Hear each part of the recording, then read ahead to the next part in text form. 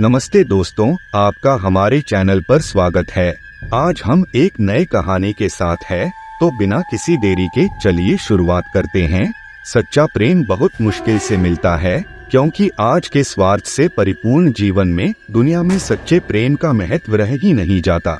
कहीं खूबसूरती के दीवाने मिल जाते हैं, तो कहीं वाकपटुता एक दूसरे को करीब ला देती है, पर अधिकतर मामलों में हवस ही प्रधान होती है।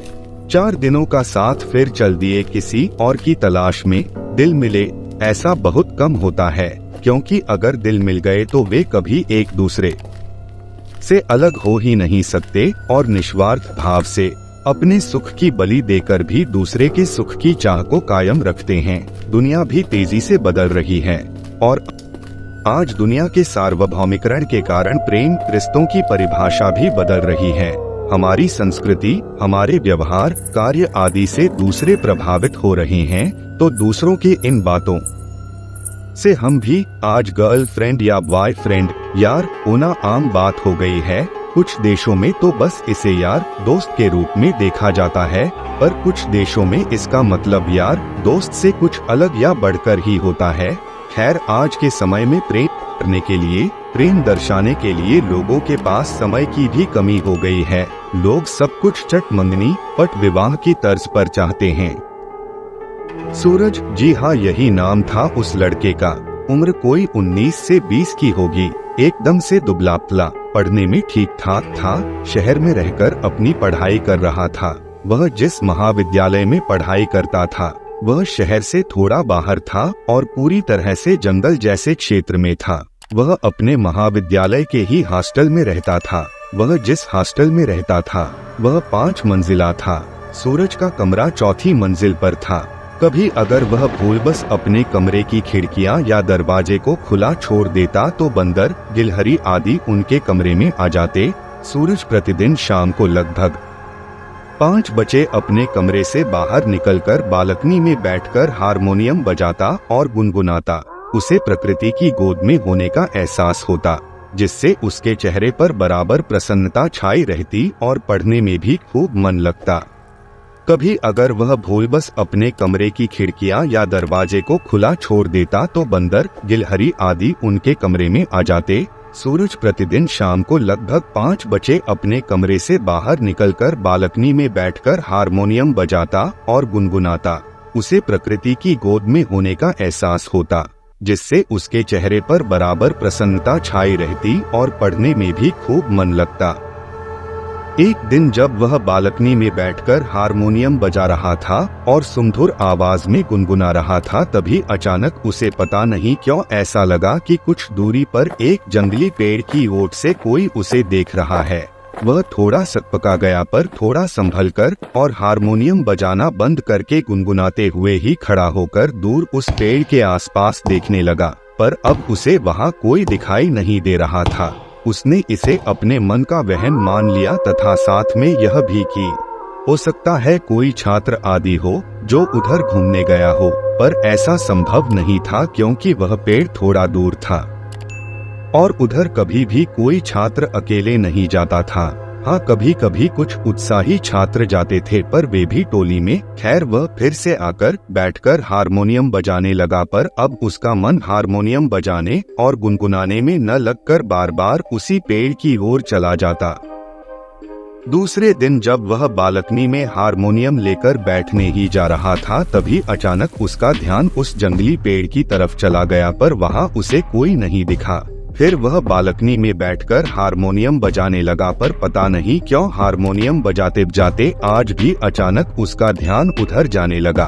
उसने अपने मन व आँखों पर काबू करने की कोशिश करके ज्यों ही एक लंबी तान छेड़ना चाहा, त्यों ही फिर से उसका ध्यान उस पेड़ की ओर चला गया। हाँ, वहाँ अब कोई तो दिखाई दिया जो थोड़ा सा पेड़ की आड़ में होकर इसके तरफ ही शायद देख रहा था। सूरज अपनी जगह पर खड़ा हो गया और गौर से उस पेड़ की ओट में खड़े व्यक्ति पर अपनी नजरें टिकाने की कोशिश करने लगा। जी हाँ, वहाँ कोई तो था और वह भी अकेले।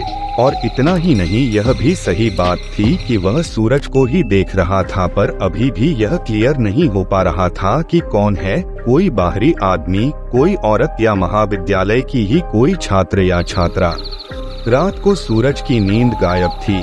वह लेटे लेटे बार बार यही सोचने की कोशिश कर रहा था कि आखिर वह कौन है जो पेड़ की ओट से उस पर नजर लगाए रहता है।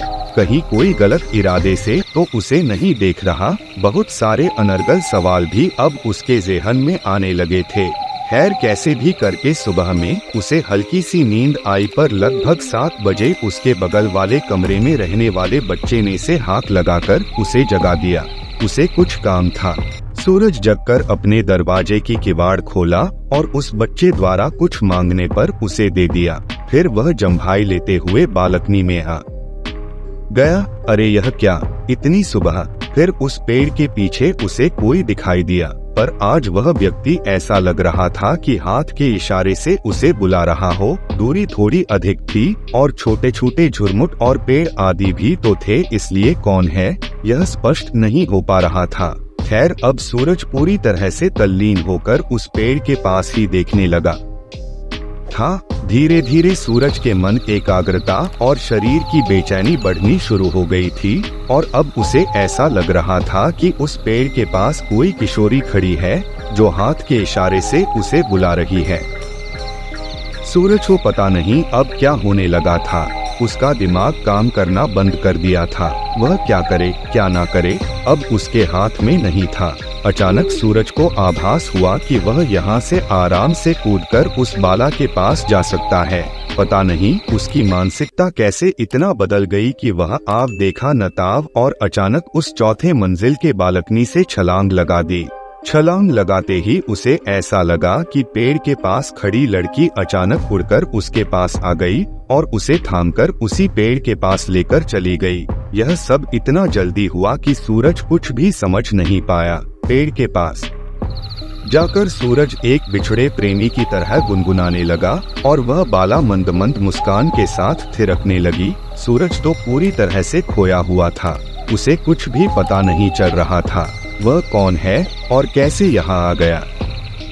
खैर सूरज को कूदते हुए उसके बगल वाले कमरे के लड़के ने देख लिया था, जो नहाने के बाद तौलिया सूखने के लिए डालने के लिए अपने कमरे से बाहर आया था, पर वह बेहोशी हालत में था क्योंकि उसने कूदने के बाद सूरज को उड़ते हुए उस पेड़ के पास जाता देख लिया था।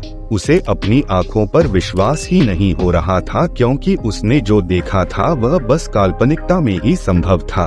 खैर उसने हिम्मत करके आसपास के कमरों के छात्रों को यह बात बताई और फिर उन छात्रों ने एक चपरासी को लेकर उस पेड़ के पास जाने का निश्चय किया।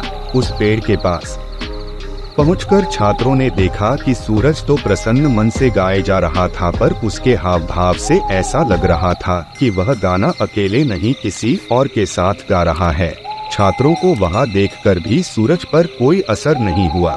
वह इन लोगों से बेखबर गाए जा रहा था। अंत में उसके कमरे के बगल वाले कमरे के लड़के ने उसे पकड़कर रोकना चाहा, पर फिर भी सूरज अनजान था कि वहाँ ये छात्र आदि भी हैं।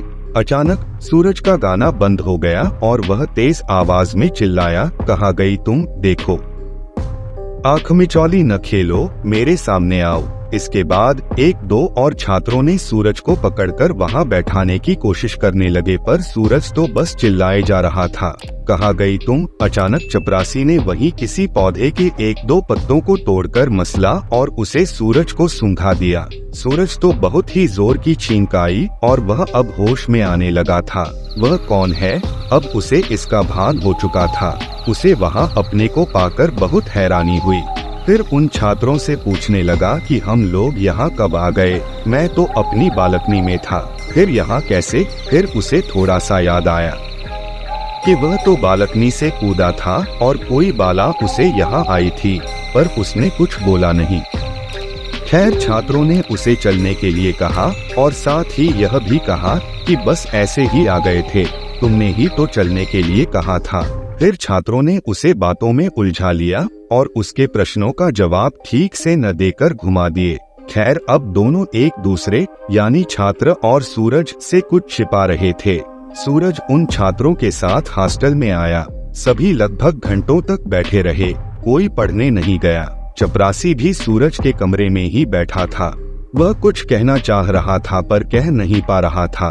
अंत में उसने अपने आप को रोक नहीं पाया और वहाँ बैठे सभी छात्रों से कहा कि उस पेड़ के पास कोई आत्मा है, इसका उसे भी एहसास है, पर वह आत्मा कभी उसके सामने तो नहीं आई, न कभी उसका कुछ बुरा ही हुआ, पर आत्मा जरूर है, इसका उसे कई बार आभास हो चुका है।